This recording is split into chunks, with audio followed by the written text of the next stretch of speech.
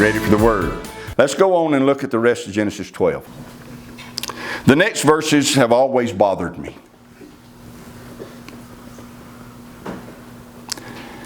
Verses 9 through 20 are the story of Abram having Sarah tell the Egyptians that she was his sister and not his wife. That bothered me. It didn't make sense to me. And because it didn't make sense, I didn't like it. Things that don't make sense to us, we don't like. I've been in Chattanooga all week this week with work. I was coming home yesterday late afternoon. I was coming home and exhausted and trying to wrap my mind around what I was going to be teaching tonight, because I knew I wouldn't be able to prepare on Friday night and do it Sabbath morning. I had to be here tonight, and I'm exhausted. And so I just turned Genesis 12 on and let it play, and that story of Abram and Sarah and the Egyptians came up, and it just bothered me again. Don't get me wrong, I understood it. And here's what I mean by that. We don't realize how wicked the world was before there was a covenant people with a book of the covenant in the earth. There wasn't a covenant people until Genesis 12. And there wasn't a book of the covenant till Exodus. And so the earth was filled with people who did what was right in their own eyes. That's the reason that Genesis 6 is written, because it was real easy for the world to get real wicked real quick. Because there's no covenant people and there's no covenant book. That's the reason we read about Genesis 10 and 11 and how wicked it had become in Babylon. How wicked it had become. There is no compass. There's no covenant, book of the covenant, and there's no covenant people. So, when Abraham said to Sarai, if we go in there and they think you're my wife, they'll kill me to get you. He's not being paranoid. It was real. They'd have killed him and not blinked an eye if they wanted his woman.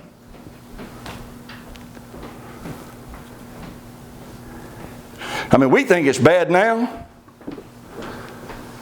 But what we live through in this day is nothing compared to the wickedness in the earth that existed before Yahweh established a covenant with a man, a covenant with a family, a covenant with a people, and gave them a book of the covenant. We can't comprehend how wicked it really was. So Abraham was right in what he said to Sarah. We talk about the wild, wild west. This was the wild, wild east. It was bad. But nevertheless, when I read this story, I couldn't help but wonder why Yahweh didn't tell Abram another way to avoid it. I believe that Abram could hear from Yahweh. I believe when verse 7 says that Yahweh appeared to Abram, Yahweh appeared to him just as he said he did. I don't know in what form and how. It just says Yahweh appeared to him. I believe he did. So why didn't Yahweh give Abram instruction that would not have involved Sarah having to claim to be his sister instead of his wife? So I listened to it yesterday, and I didn't like it.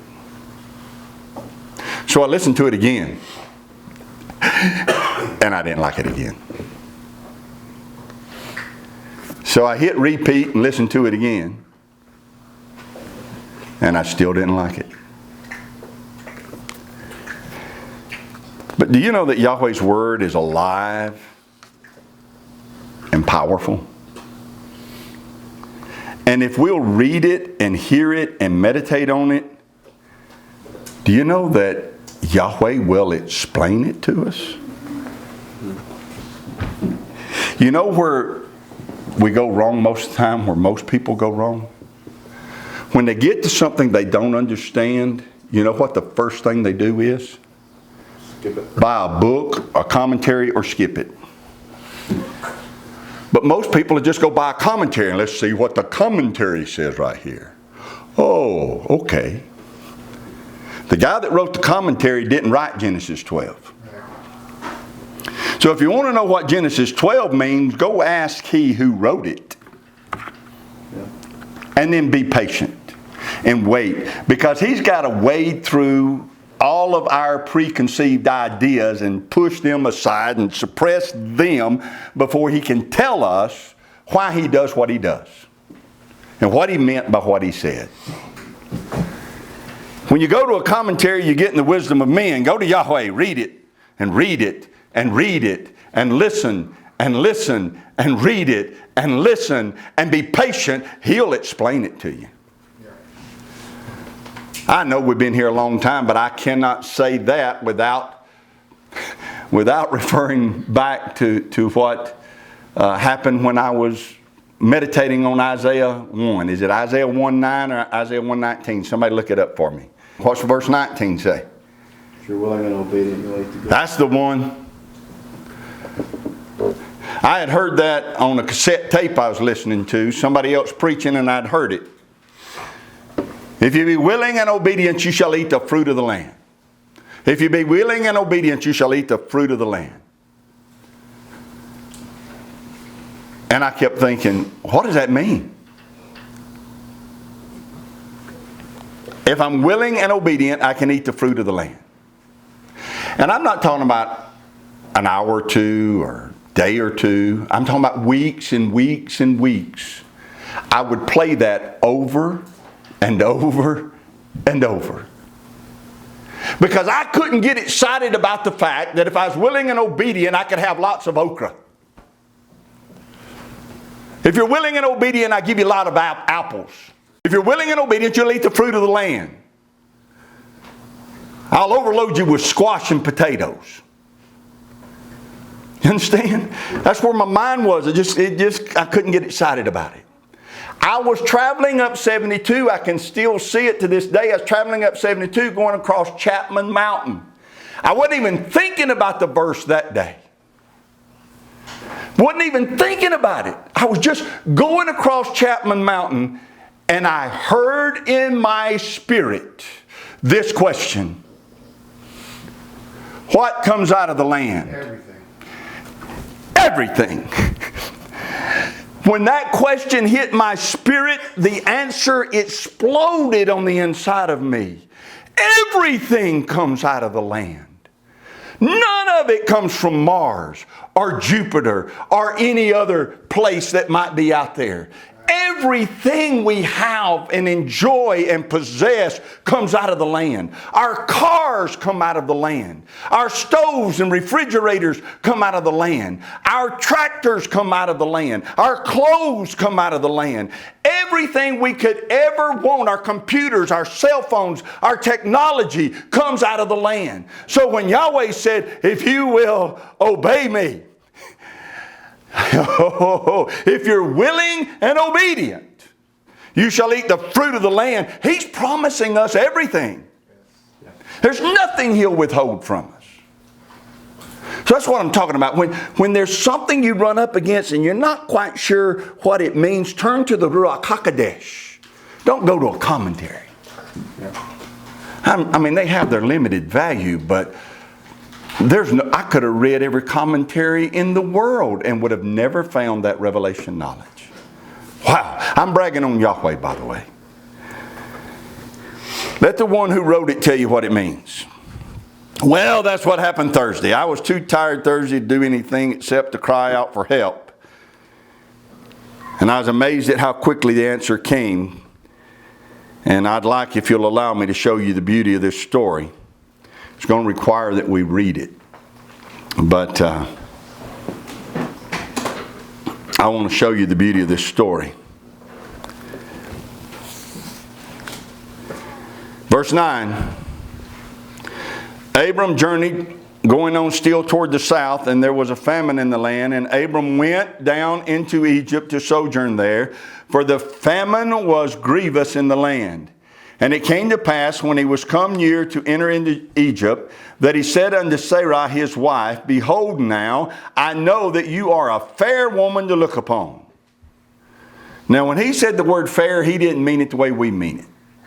How do I look, husband? Oh, you look fair. And you get something thrown at you. Right? No, he said, woman, you are beautiful beyond words. Whew, you're gorgeous. You're stunning.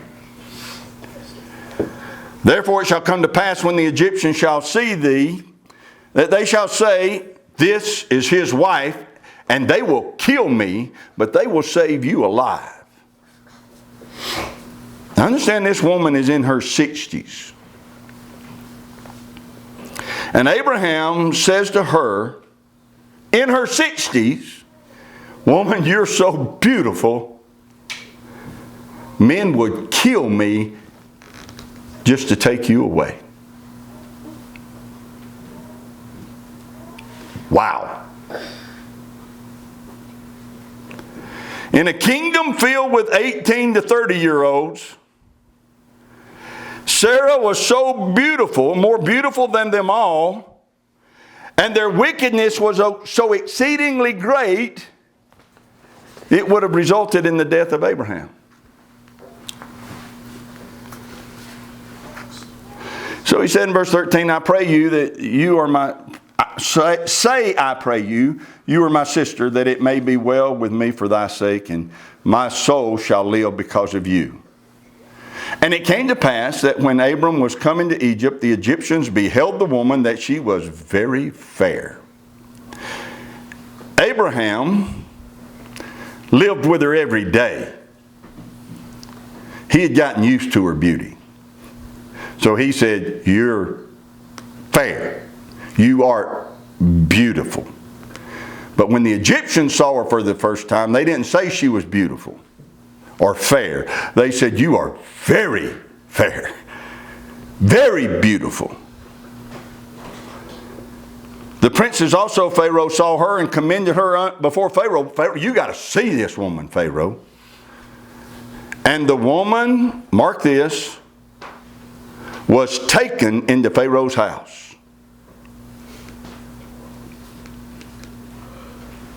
She didn't go willingly. Not her choice. She's taken. And Pharaoh entreated Abram well for her sake, and he had sheep and oxen and he-asses and men servants and maid servants and she-asses and camels. He loaded Abram down with a lot of wealth. And Yahweh plagued Pharaoh and his house with great plagues because of Sarah, Abram's wife.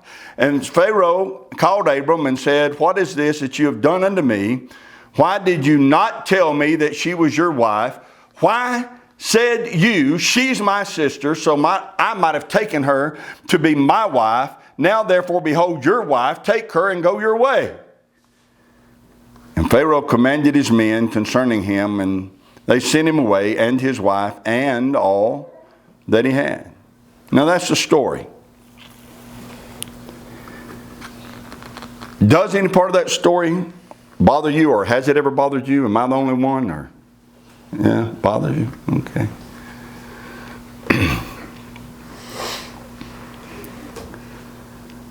Well, what I did yesterday was I said, Yahweh, why did you do it this way? There are so many ways you could have done it. I understand Abraham's concern is real, but why this way?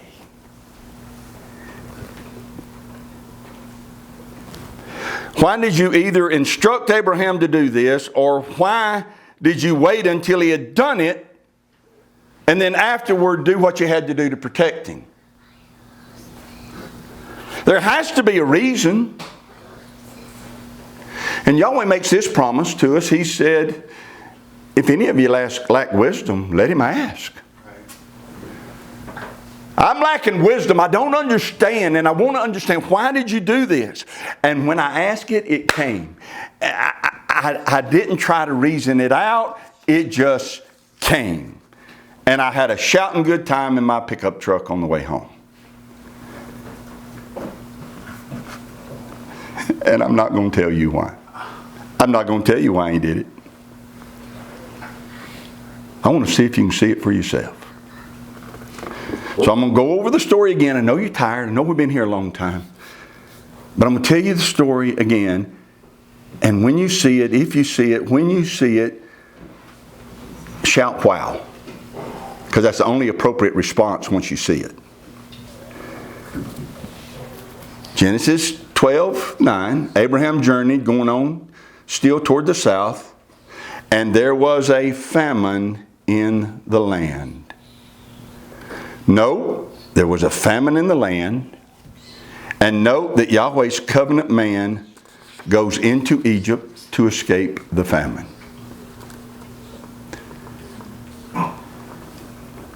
And then Abraham says what he says to Sarah.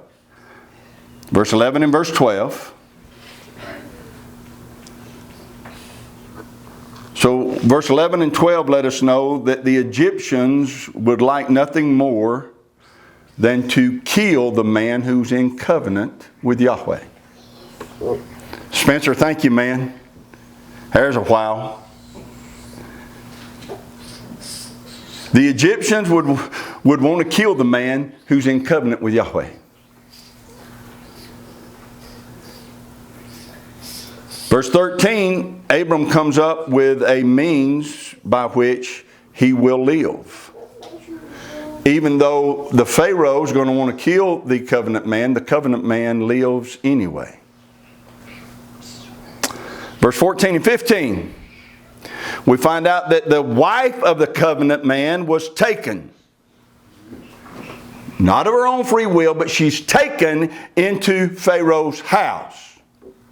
Let me back up now, because here's where you ought to begin to see it. Of her own free will, she walked into Egypt. But it was not her choice to become captive to Pharaoh. She's taken into his house.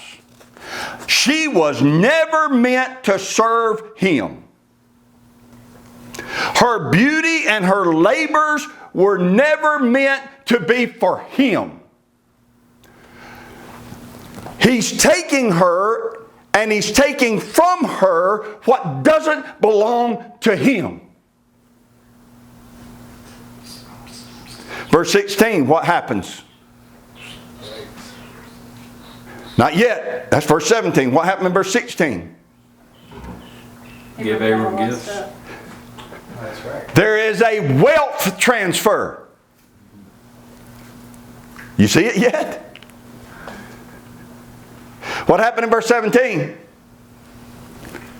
That's the plagues. The plagues. Plagues. Because he's holding hostage the wife of the covenant. He's plagued.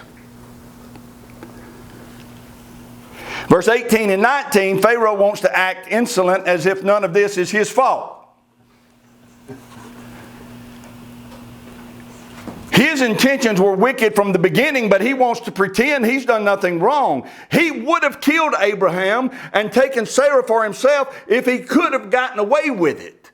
So don't let his cry of innocence fool you. He'd have done it in a heartbeat if he could have got away with it. Verse 20, they sent the covenant man away with his wife and the wealth.